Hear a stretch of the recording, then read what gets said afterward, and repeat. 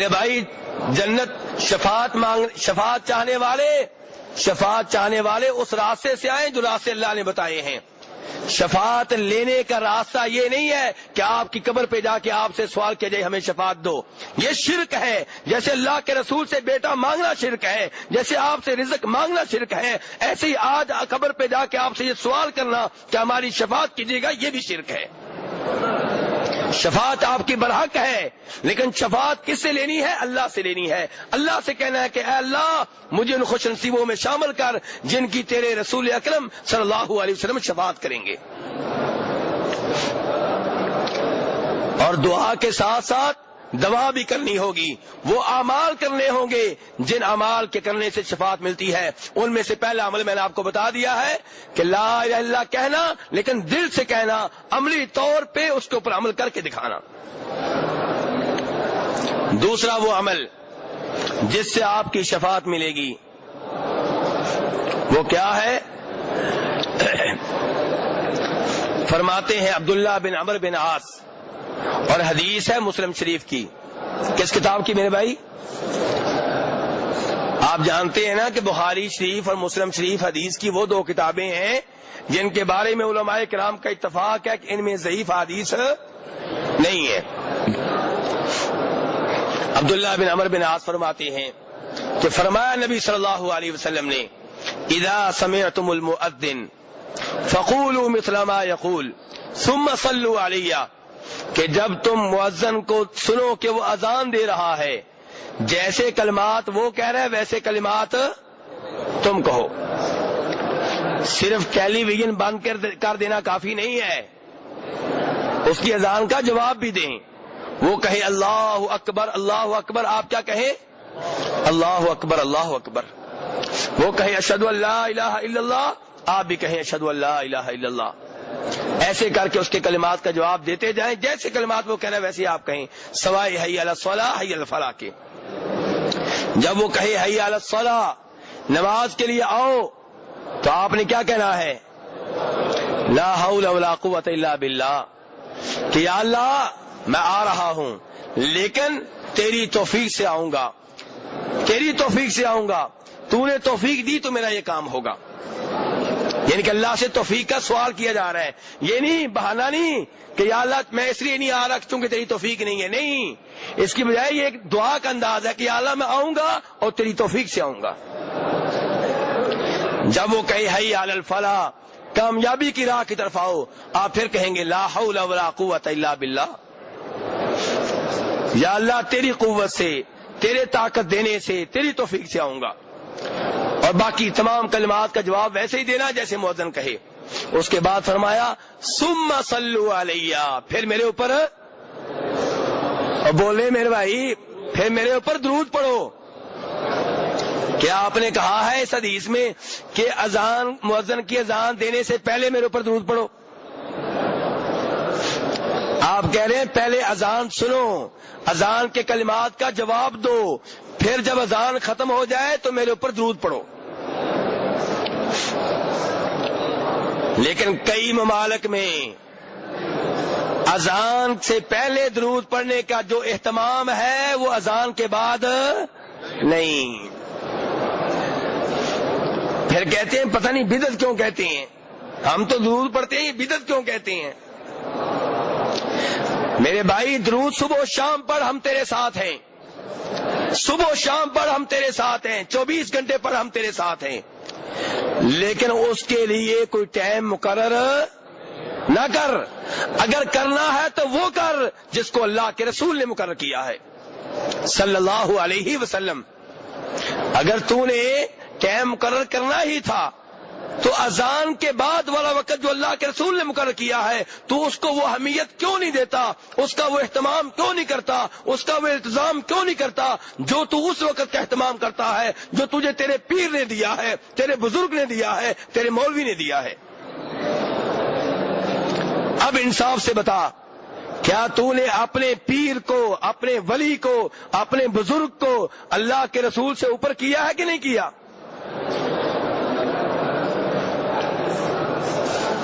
تو کیا فرما رہے نبی صلی اللہ علیہ وسلم کہ اذان کے بعد ثم صلوا علیہ, پھر میرے اوپر درود پڑھو. آگے فرماتے ہیں فَإِنَّهُ مَنْ صَلَّى عَلَيَّ صَلَاةً صَلَّى اللَّهُ عَلَيْهِ بِهَا عَشْرًا، جو میرے اوپر ایک مرتبہ درود پڑے گا اللہ تبارک و تعالیٰ اس کے اوپر 10 رحمتیں نازل فرمائیں گے۔ اللہ تعالیٰ 10 مرتبہ اس کی شان میں اضافہ فرمائیں گے جو میرے اوپر درود پڑے گا ایک بار۔ پھر کیا کرنا ہے؟ اگلی بات دھیان سے سنیں میرے بھائی، اگلی بات دھیان سے سنیں، وسیلے والے بھائی بات میری دھیان سے سنیں۔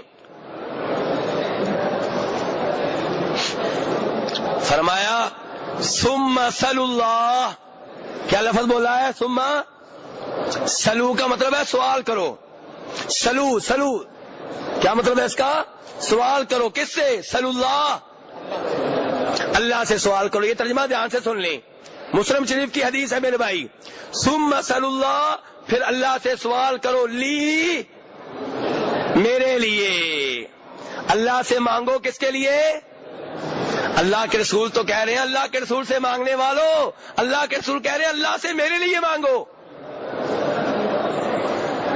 کیا مانگو یہ بھی سن لیں، ثم صلوا اللہ لی الوسیلہ، اللہ سے میرے لیے وسیلہ مانگو۔ اللہ کے رسول تو کہہ رہے ہیں میرے لیے تم اللہ سے وسیلہ مانگو۔ اب آپ کہیں گے یہ وسیلہ کیا ہے؟ ہاں جی، اس کی وضاحت میں کروں کہ آپ کے مولوی صاحب کریں گے؟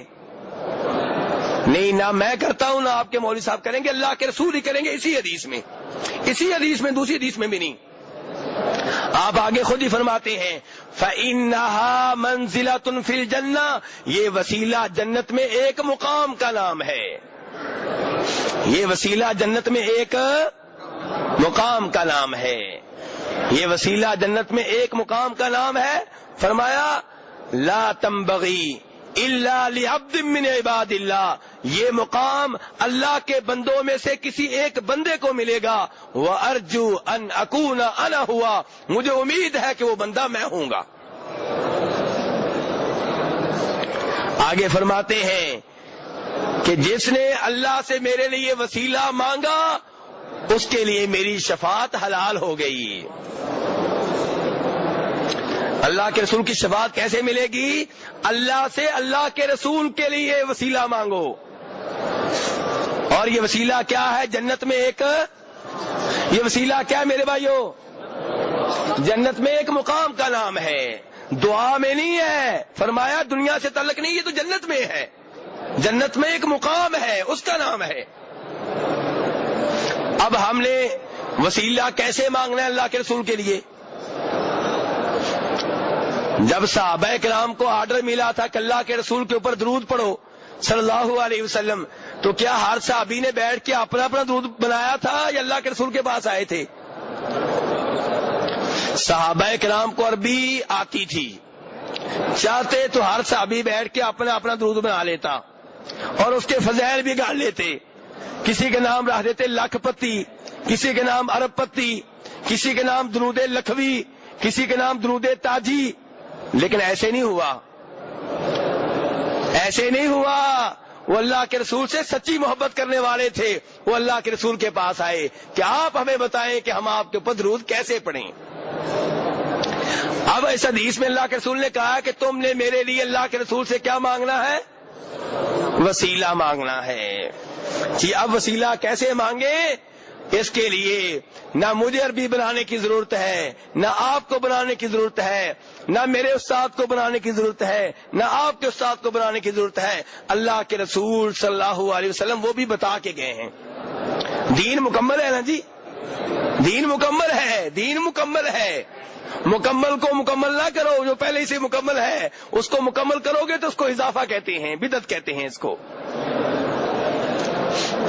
آئیے اب یہ الفاظ کے وسیلہ کیسے مانگنا ہے یہ ایک اور حدیث میں آئے ہیں، اور وہ حدیث بھی بخاری شریف کی، آپ یہ نہیں کہہ سکتے شاید ضعیف ہوگی۔ کس کتاب کی؟ اب بخاری شریف کی۔ پہلی حدیث کو بیان کرنے والے تھے عبداللہ بن عمر بن عاص، اور جو حدیث اب بیان کرنے والا ہوں اس کو بیان کرنے والے ہیں جابر بن عبداللہ رضی اللہ تعالی عنہما۔ کہتے ہیں کہ فرمایا نبی صلی اللہ علیہ وسلم نے کہ تم میں سے جو کوئی اذان سنے تو وہ یہ دعا کرے، اللہم رب هذه الدعوة التامة والصلاة القائمة. ابھی تک آپ میرے ساتھ ہیں، ابھی تک آپ میرے ساتھ ہیں، مجھے پتا ہے. آگے جا کے میں نے ایک لفظ بولنا ہے تو آپ میں سے کئی جو ہے نا وہ کہیں گے یہ جو عجیب مولوی ہے. سنیں جی، کیونکہ میں نے وہ الفاظ بتانے ہیں جو اللہ کے رسول نے بتائے ہیں. آپ نے ایک دو جملے اپنی طرف سے بھی یاد کر رکھے ہیں، میں نے کہنا ہے وہ غلط ہیں کیونکہ اللہ کے رسول نے نہیں بتائے. آپ نے کہنا کہ ہم بچپن سے پڑھتے آئے ہیں، میں نے کہنا چاہے بچپن سے پڑھتے آئے ہو چاہے باپ دادا نے سکھائے ہیں، جس نے بھی سکھائے ہیں اللہ کے رسول کی مہر نہیں ہے. اب پڑھے میرے ساتھ، اللہم رب هذه الدعوة التامة والصلاة القائمة آت محمدا الوسیلہ والفضیلہ والدرجۃ الرفیعہ. نہیں، یہ نہیں چلے گا، یہ نہیں چلے گا، یہ نہیں چلے گا. یہ والدرجۃ الرفیعہ کا لفظ نہیں چلے گا، یہ آپ کا بنایا ہوا ہے، یہ آپ کا ذاتی اضافہ ہے. اللہ کے رسول کی دعا میں ہم یہ اضافہ قبول نہیں کریں گے.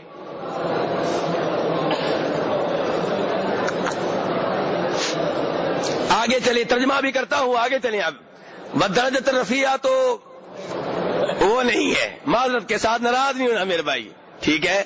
کیونکہ میری ایک عادت ہے کہ جس چیز کے اوپر اللہ کے رسول کی مہر نہ لگی ہو، سٹیمپ نہ لگی ہو، چاہے پوری دنیا کرتی رہے، ہم ہیں اللہ کے رسول سے سچی محبت کرنے والے. جب اللہ کے رسول کی شخصیت ہمارے سامنے آتی ہے نا، پھر کسی اور کی شخصیت جتنی بھی بڑی ہو ہم اس کو چھوٹا سمجھتے ہیں. جی ہاں، تو والدرجۃ الرفیعہ چونکہ رسول اکرم صلی اللہ علیہ وسلم سے ثابت نہیں ہے تو نہیں. اب نئے سرے سے شروع ہوتے ہیں. اللہم رب هذه الدعوة التامة والصلاة القائمة آت محمدا الوسیلة والفضیلة وابعثه مقاما محمودا الذي وعدته. آگے وارزقنا شفاعته، یہ بھی نہیں چلے گا، یہ نہیں چلے گا. یہ وارزقنا شفاعته نہیں چلے گا میرے بھائی، یہ نہیں چلے گا معذرت کے ساتھ. یہ اس کا کیا معنی ہے وارزقنا شفاعته؟ چونکہ یہ دعا جو ہے اللہ کے رسول نے اس لیے بتائی تھی کہ جو یہ دعا کرے گا میں اس کے لیے شفاعت کروں گا، ایسے ہی ہے نا. اب وہ بشارت پہلی حدیث میں موجود ہے اور اس حدیث میں اس کا ذکر نہیں ہے دعا میں، تو ساتھیوں نے کہا چلو اس کا ذکر ہم خود ساتھ لگا لیتے ہیں. ورزقنا شفاعتہ کا ذکر اللہ کے رسول نے اس دعا میں نہیں کیا، یہ خود ہی ہم پورا کر دیتے ہیں. نہیں میرے بھائی، ایسے نہیں، ایسے نہیں، یہ کام نہیں چلے گا.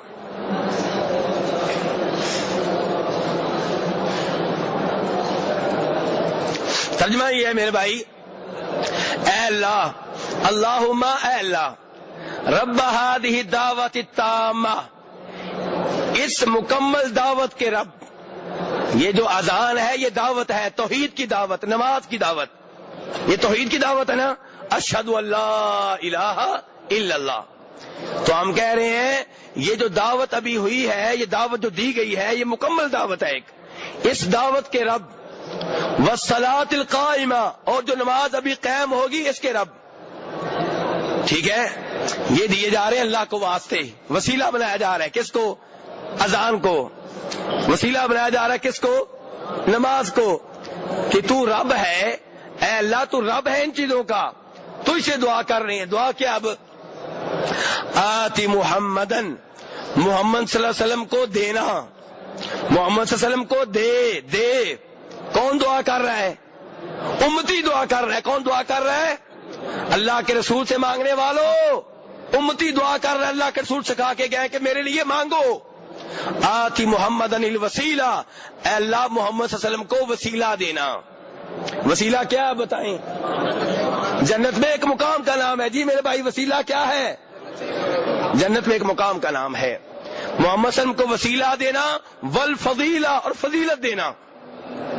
وَبَعَثْهُ مَقَامًا مَحْمُودًا الَّذِي وَعَدتَّهُ، اور آپ کو اس مقام محمود پہ فیض کرنا، الَّذِي وَعَدتَّهُ، جس کا تو نے ہمارے رسول سے وعدہ کیا ہے قرآن میں.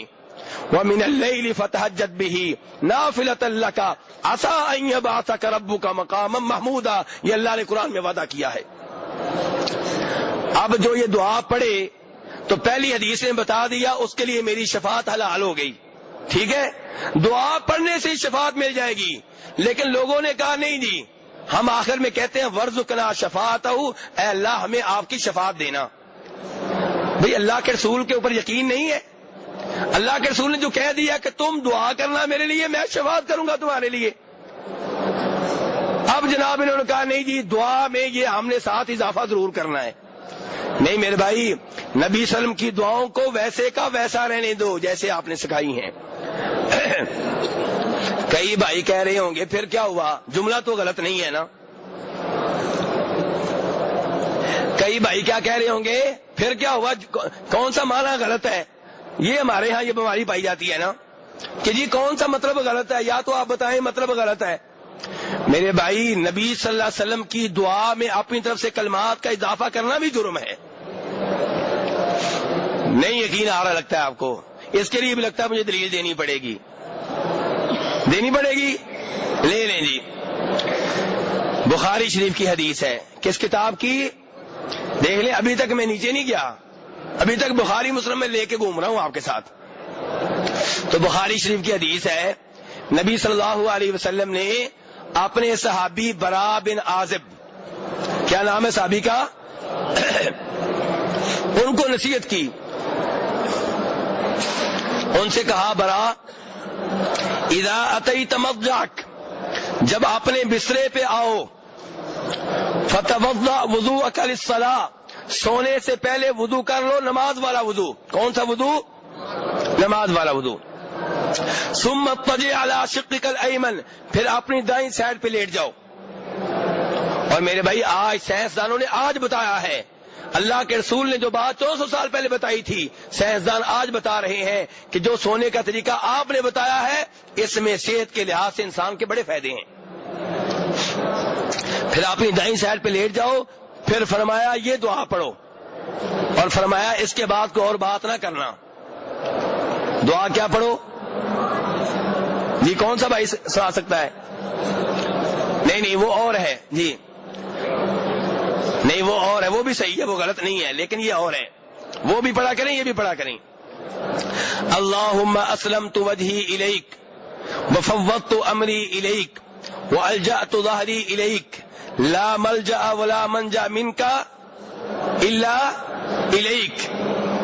ٹھیک ہے میرے بھائی, رغبتا ورہبتا الیک. اللہم آمنت بکتابک الذی انزلت وبنبیک الذی ارسلت. ویسے تو اس دعا کے اوپر میں کافی وضاحت کر سکتا ہوں, لیکن آج ٹائم کم ہے, میں مختصر بتاؤں گا. کیا ترجمہ ہے؟ اے اللہ میں نے اپنا چہرہ تیرے سامنے جھکا دیا. اب اللہ سے کیا کہا ہے؟ اپنا چہرہ کس کے سامنے جھکا دیا؟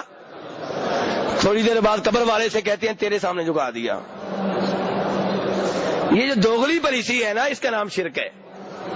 پہلے اللہ سے کہہ رہے ہیں اے اللہ میں نے اپنا چہرہ تیرے سامنے جھکا دیا, پھر قبر والے سے کہتے ہیں تیرے سامنے بھی جھکا دیا. چل پھر کہتے ہیں ہم نے شرک کبھی نہیں کیا, ہم شرک کبھی نہیں کرتے.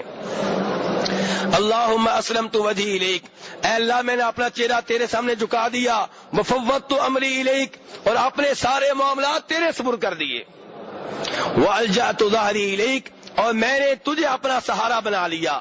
رغبتا ورہبتا الیک, یا اللہ میں نے ایسے کیوں کیا ہے؟ یا اللہ تجھے راضی کرنا چاہتا ہوں, تیری جنت لینا چاہتا ہوں. یا اللہ اگر میں ایسے نہیں کروں گا, اپنا چہرہ تیرے سامنے نہیں جھکاؤں گا, اپنے معاملات تیرے سپرد نہیں کروں گا, تجھے اپنا سہارا نہیں بناؤں گا, تو مجھے ڈر ہے تو ناراض ہو جائے گا, مجھے ڈر ہے تو مجھے جہنم میں پھینک دے گا, مجھے ڈر ہے کہ میرے اوپر تیرا عذاب نازل ہوگا. لا ملجا ولا منجا منک الا الیک. اس جملے کا ترجمہ وہ لوگ دھیان سے سنیں جو کہتے ہیں کہ ہمارے پیر ہمیں بچا سکتے ہیں, جو کہتے ہیں کہ اللہ ناراض ہو جائے تو محمد چھڑا سکتے ہیں صلی اللہ علیہ وسلم, اور محمد ناراض ہو جائیں تو کوئی نہیں چھڑا سکتا. وہی محمد صلی اللہ علیہ وسلم اپنے صحابی کو یہ الفاظ سکھا رہے ہیں, کہو لا ملجا ولا منجا منک الا الیک. یا اللہ اگر تو ناراض ہو جائے تو میرے لیے کوئی بھاگنے کی جگہ نہیں ہے, تو ناراض ہو جائے میرے لیے پناہ کی کوئی جگہ نہیں ہے, مجھے کوئی پناہ نہیں دے گا. یا اللہ تو ناراض ہو جائے مجھے کہیں نجات نہیں ملے گی, تو ناراض ہو جائے گا تو راضی کرنے کے لیے تیرے پاس ہی آؤں گا. تجھ سے بچ کے تیرے پاس ہی آؤں گا، تجھ سے بھاگ کے تیرے پاس ہی آؤں گا، کوئی اور جائے پناہ نہیں ہے۔ آگے کہا اے اللہ میں ایمان لایا بکتابک الذی انزلت، تیری اس کتاب کے اوپر جو تو نے نازل کی ہے۔ آگے دھیان سے سنیں یہ لفظ، آخری لفظ، وبنبیک الذی ارسلت، اور تیرے اس نبی کے اوپر ایمان لایا جس کو تو نے بھیجا ہے۔ برا بن عازب کہتے ہیں، میرے بھائی دھیان سے سنیں، برا بن عازب کہتے ہیں میں نے دعا یاد کرنے کے لیے آپ کے سامنے دہرائی، میں نے یہ دعا یاد کرنے کے لیے آپ کے سامنے دہرائی، تو میں نے کیا کہہ دیا؟ دھیان سے سنیں میرے بھائی، میں نے وبنبیک الذی ارسلت کی جگہ نبی کی جگہ رسول کہہ دیا، میں نے کہہ دیا وبرسولک الذی ارسلت۔ کیا کہہ دیا؟ نبی کی جگہ کیا کہہ دیا؟ حالانکہ اللہ کے نبی جو ہے یہ رسول بھی ہے نبی بھی ہیں، آپ نبی بھی تھے رسول بھی تھے، نبی کہے تو پھر بھی آپ مراد ہیں، رسول کہے تو پھر بھی آپ مراد ہیں۔ آپ نے کہا نہیں برا ایسے نہیں، ایسے نہیں، نبی کی جگہ پہ نبی کہو، نبی کی جگہ پہ رسول نہ کہو۔ میرے بھائی اب بتائیں یہ جو آپ نے پیوند کاری کر رکھی ہے دعا میں، ودرجۃ الرفیع کی اور وارزقنا شفاعت کی، یہ مناسب ہے؟ اللہ کے رسول کی دعا میں یہ جو ٹانکے لگا رکھے ہیں یہ ٹھیک ہے؟ کیا اللہ کے رسول صلی اللہ علیہ وسلم کی دعا مکمل نہیں ہے؟ کیا اس میں کوئی کمی تھی؟ میرے بھائی تصور کریں سوچیں۔ تو بہرحال خلاصہ کلام یہ ہے میرے بھائی، اس دوسرا طریقہ جس سے آپ کی شفاعت ملے گی وہ کیا ہے؟ اذان سننا، اذان کا جواب دینا، اذان کے بعد آپ کے اوپر درود پڑھنا، اور پھر آپ کے لیے دعائے وسیلہ کرنا، اور وہ یہ ہے اللہم رب ہذہ دعوت التامہ والصلاۃ القائمہ۔ اور میں نے یہ بھی واضح کر دیا ہے کہ وسیلے سے مراد کیا ہے؟ جنت میں ایک مقام کا نام ہے، اور حوالہ کس کتاب کا؟ مسلم شریف کا۔ حوالہ کس کتاب کا؟ مسلم شریف کا۔ تو وسیلے سے یہ مراد ہے، اور یہاں پہ وسیلہ امتی نے اللہ کے رسول کے لیے مانگنا ہے، اللہ کے رسول کو وسیلہ نہیں بنانا۔ تیسرا وہ طریقہ میرے بھائی جس سے نبی صلی اللہ علیہ وسلم کی شفاعت ملے گی وہ کیا ہے؟ وہ یہ ہے میرے بھائی کہ آپ نے فرمایا اب حوالہ ابن ماجہ کا، اب کس کتاب کا حوالہ؟ ابن ماجہ کا۔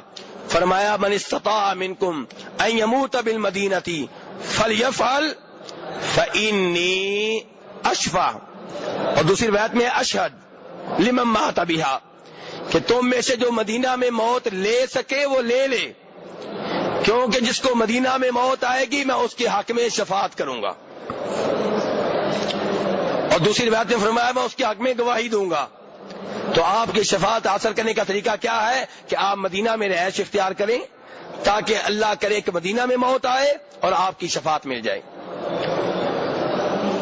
اور چوتھا طریقہ جو ہے آپ کی شفاعت حاصل کرنے کا، اس کا حوالہ پھر بخاری شریف کا۔ اب ہم پھر واپس بخاری کی طرف آ گئے۔ کیا فرمایا نبی صلی اللہ علیہ وسلم نے؟